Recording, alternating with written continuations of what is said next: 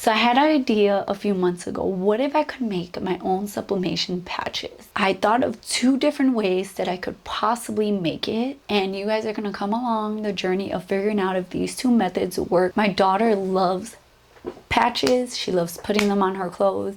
So if I can make these, they would be more cost effective and fun to make. She can get whatever patches she wants. If you want to see if I can actually make these, keep watching. If you're new to my channel, my name is Leslie. My channel is all about pattern making, sewing with the sprinkle of sublimation. And if you don't know what sublimation is, go check out this video. It's talking all about what sublimation is. And don't forget to subscribe, give this video a thumbs up, hit the bell notification button to be notified every time I upload. And let's jump into this video. To try this little test, we're going to be using some foam. This is from Timecodes. It's more of a like dirty foam. It's not like the thin flimsy one. This is the tag if you want to see it.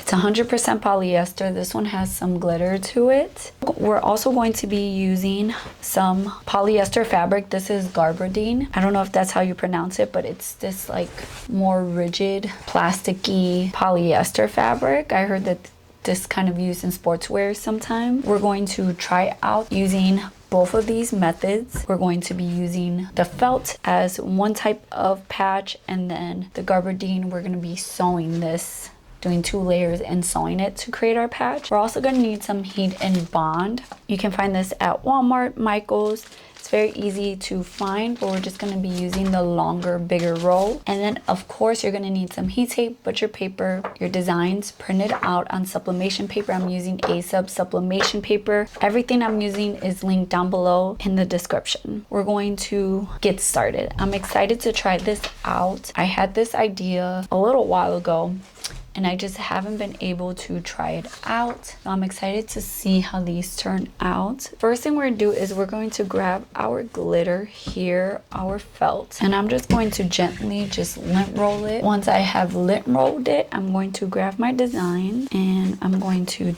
place them down on them. I think the felt is gonna be the quicker, easier way to go with this because you won't really have to do much to it, whereas the fabric probably have to sew 2 layers together for it to be thick enough. This felt is not too thick, but it's a decent structure. So we're just gonna place it down on the felt. Going to tape it.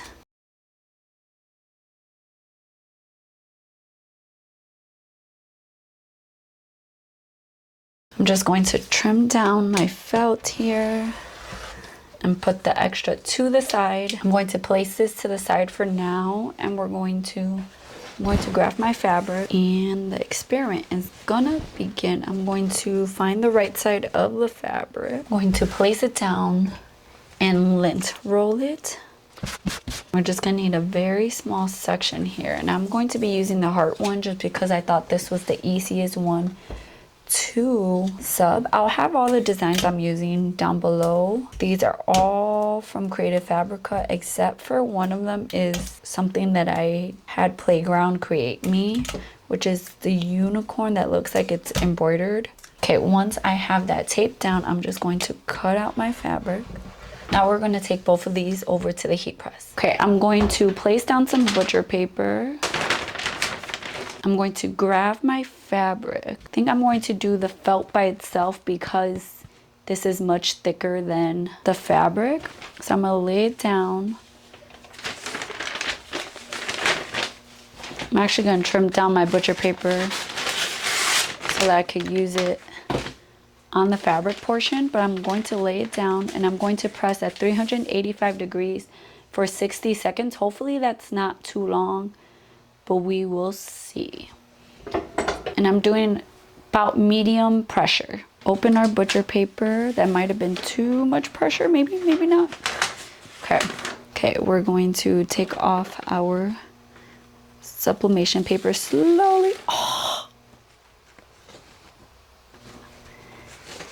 Oh, look at that. Look at that ink release, and look at that. Ooh, those colors are beautiful. Those colors are beautiful.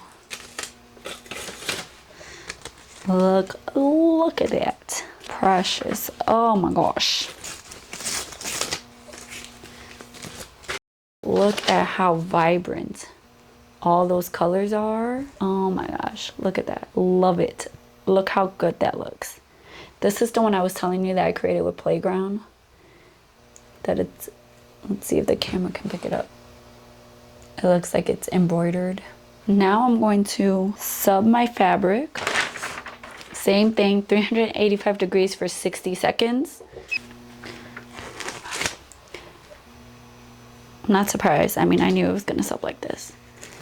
This is how she's looking. So now we're gonna move over to the cutting table so that we can cut the extra fabric to be able to sew this one up. I'm going to put these to the side for 1 second. I'm going to take this. Now I need to add seam allowance because I'm going to sub this because you see how flimsy that is.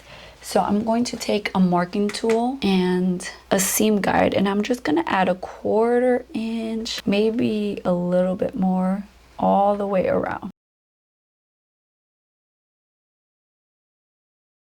Right now I'm just roughly doing it, then I'm going to connect it all to make like the heart shape. So I think this method will be good if you like don't want to go out of your house and you already have fabric and you just want to make one of these. You definitely can. If you're using like a more flimsy polyester fabric, you could just add some interfacing, maybe some fusible fleece would be good.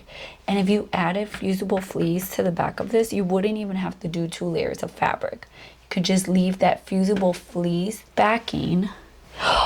We should do that. Hold on, let me see if I have some fusible fleece. We can add some fusible fleece to the back and you won't have to sew on another layer of this. So I have some fusible fleece. This is fusible fleece. If you don't know, if you don't have fusible fleece, you can just sew on another layer, stitch it along that seam allowance, flip it right side out, and then just top stitch it. Kind of do like a blanket stitch all the way around and it would be good to go. Again, if you have flimsy fabric, add some interfacing to it. But I have some fusible fleece. So fusible fleece is like this. It's kind of like fleece on one side and the other side is bumpy because it has adhesive to it. See, I think I have a piece big enough. 1 layer should be enough, I think. You don't want it to be too thick and bulky. Just 1 layer of this will get it to be very similar to the thickness of this one. I'm just going to grab my iron. I'm so glad I thought about this. So what we're gonna do is we're gonna take our fusible fleece and with the bumpy sides facing up, we're going to place our fabric with the wrong side facing down. Just like that. And then we're going to take our iron. I have it set on polyester. It's not gonna be hot enough to reactivate this sublimation, so it will be okay, but we're just going to iron on the fusible fleece. I'm just going to quickly pass it. Once it's kind of attached, I'm just gonna trim this down so that none of this other adhesive will stick to my iron, and then I'm just going to make sure that I really press that down. No steam. Once you have pressed it, we're going to be cutting these out. I'm so excited about this. And we're simply going to be trimming it around that offset that we created. And this is easier to do with scissors rather than a rotary cutter. If you're using something like gabardine, that white is more, you'll notice some white when you're after you cut it. It's because it's fraying. So you can take a lighter and just gently, not touching the fabric, just put it near the fabric all the way around to kind of seal all of those edges so that it won't fray. Since this is polyester, it's just going to melt down basically and seal those layers. Edges are sealed, they're rough like plastic basically now. So now we're just going to continue cutting out the rest of our patches and we'll be right back. Once we have cut those all out, we're gonna grab our heat and bond, and we're almost done with this process. We're just gonna grab some heat and bond. We're gonna heat up our iron again, and heat and bond has some plastic on one side and adhesive on the other side. So we're gonna leave that paper on the back of it. We're going to grab our things And I think, I'm trying to think of how I want to do this. Just gonna lay them on here for right now, just so that I can see if I have enough, and I do.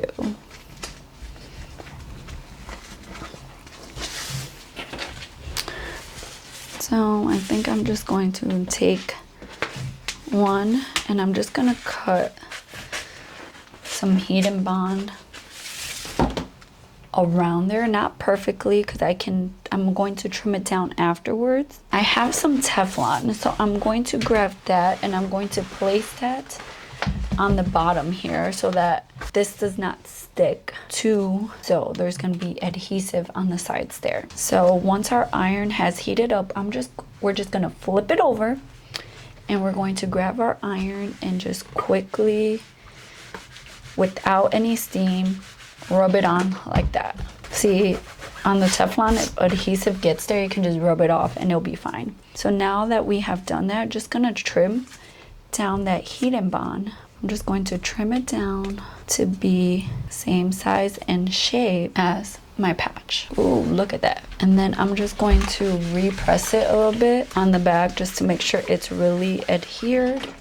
And our patch is done. I'm going to let that cool down for now. Eventually, when we're going to use the patch, we will peel off the paper and press it down. I will show you that in a second. We're going to repeat this for all our other ones. Okay, to apply it, I just have here a piece of scrap fabric, and I'm just going to show you how to apply it. We're just going to need our iron, our fabric, and our patch. We're going to take off this paper that is on the back of our patches. Make sure you don't do this after it's cooled down, and you'll see that there's adhesive there. You see that shiny side, it's adhesive.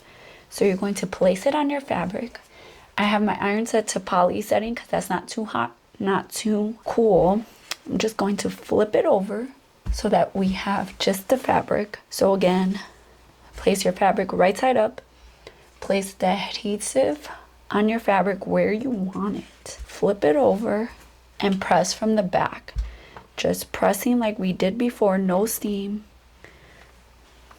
Just make sure you're putting a good amount of pressure. So you can leave it like this, let it cool down, or you can, I always top stitch my patches on, or you can go from the back of the fabric and just hand sew a few spots on if you want to secure it more that way. If you want, before you apply it to your fabric, you can go to your sewing machine and just like do like a zigzag stitch all the way around, making it just like tight zigzag all the way around. But you don't have to. These are really cute like this. I really love the foam. Even this one that we did with fabric and fusible foam feels cute. It feels fluff. It just feels so nice. Like, but my favorite has to be the felt. These are really cheap at Michael's. Each sheet was $1.40, I think, so not expensive, and you can do a whole bunch of them. They turned out so cute. I love how they turned out. Even this one with the fabric, with the fusible fleece, it makes it so much thicker. My daughter is going to be so excited. They're so vibrant, they're so cost effective, and I can make so many of them for a very low price. And these would be good even for parties, like to give as a little gift, or even an activity. Like you can have a little station where you have them, like maybe buy some jean jackets or something, and they can place the patches on there. That would be so fun. I hope you guys enjoyed this video. Let me know down below if you guys also try these out, or if you know of another method to be able to make these. I'm so excited about these. My daughter is going to freak when she sees these. I love you guys. Don't forget to subscribe, and I'll see you guys in my next video. Bye guys.